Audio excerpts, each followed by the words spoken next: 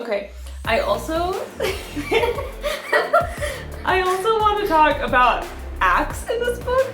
That's the good part. It tugs at my heartstrings. I love that moment so much.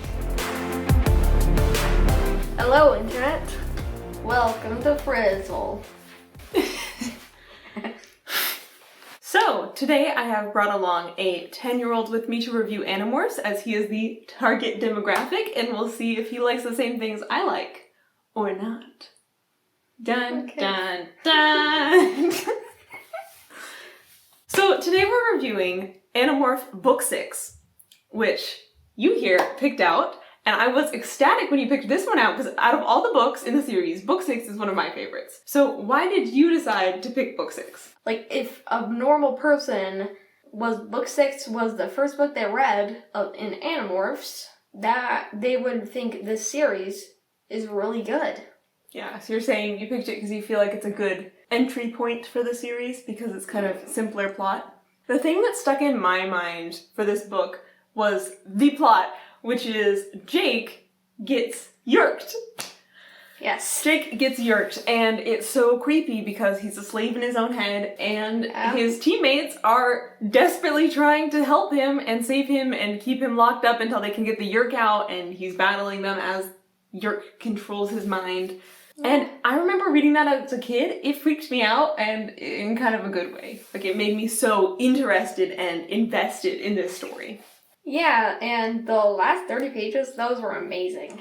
I was kind of surprised that it's only like the last 30 pages where he's really like yerk infested. That's the main plot. I had thought that he had gotten yerked at the beginning of the book and the entire book was him being yerked because it was so big in my memory. But it really is only like the last fourth of the book. Yeah, like, he gets yerked around halfway through, somewhere around there. But the way it's set up is governor part plot leads into the yerk plot. Definitely my favorite part of this book is Jake and the Yerk's interactions, where they're kind of slowly getting to know each other, and Jake is slowly realizing what it means. There was like the last 5 pages where the Yerk was just like, yeah, I liked this place. The last words he said is like, you won, human. I thought it was super interesting comparing this book 6 to the end of the series, because in this book, Jake has the decision to kill about 100 Yerks that are helpless in a pool, and he just makes it. He's like, yeah, perfect, let's do it. But then at the end of the series, when he has a similar decision, he has to like think about it a lot harder. Yeah. Because by the end of the series, he's accepted that Yerks, even though they're the enemies, they're also sapient creatures that have a right to live. Yeah, and probably some of the start of this was when he got yerked. That's probably when it started. Yeah, that's exactly my conclusion too, that because in this book he got to interact one-on-one with a Yerk so much, they became less, weird alien slugs, we can just kill those, and more like, oh, these are the enemy, and yes, we'll have to kill them, but they don't just deserve to be killed because they exist. Yeah, and in the book they actually said Yerks don't have the feeling of love. Do you think that's true from what we know later in the series, that Yerks don't feel love at all? No, but most Yerks are just, yeah, let's take over a species and then we can have power. Well, if you're an Animorph fan and you want to buy some Animorph t-shirts, you're in luck because I designed a few. So check out my store for Animorph and other t-shirts.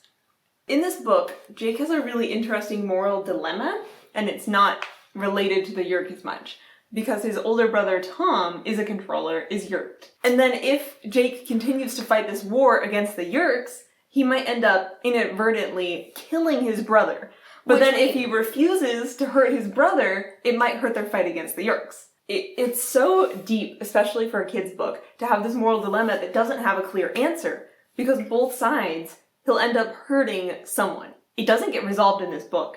It's a thing that's brought up again and again throughout the series. It's one of the themes of the series of, like, how can you spare someone when you're fighting a war so important? Yeah, and eventually they do this, but we're not going to spoil it. You should read it. I think it's around the last 3 books. Yeah.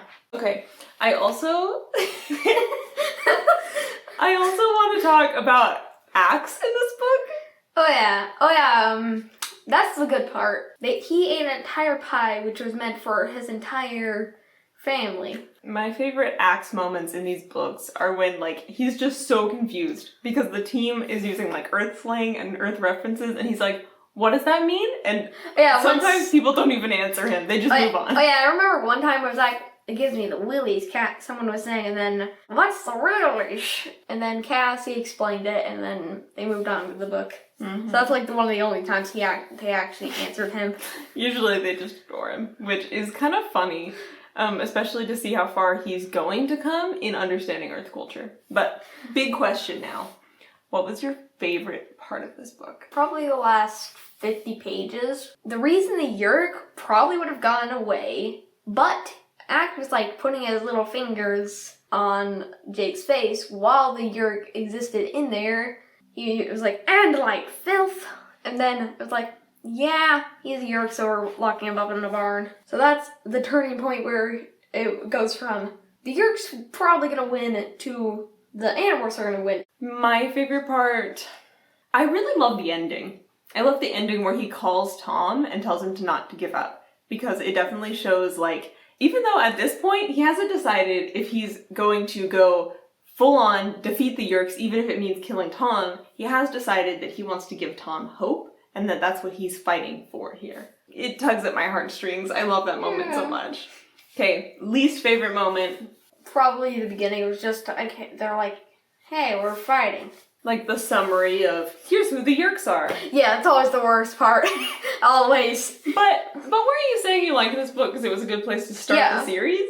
Like without that passage of explanation, you wouldn't be able to. They said it for the past 5 books, the past 4 books, and that's the worst part because it doesn't have a plot usually. Like it half has a plot to the rest of the book, but half is just, oh, this is what happened. Final thing I want to talk about. Yes. Is how this book sets up expectations for the rest of the series. Because this book shows main cast members might get yerked. It has happened, and I think that makes us, the readers, more paranoid and worried for the characters, that it's not like, oh, nothing will ever happen to them. They're one of the main characters. Yeah. Like, no, they could get trapped in a morph. They could get yerked. They could even die maybe. Like, who knows? And it's really, especially at the beginning of the series, setting up the stakes of this series. Thank you for watching. If you made it to the end of the video, comment with an alien monster emoji. That's just discussion. A Frizzle discussion.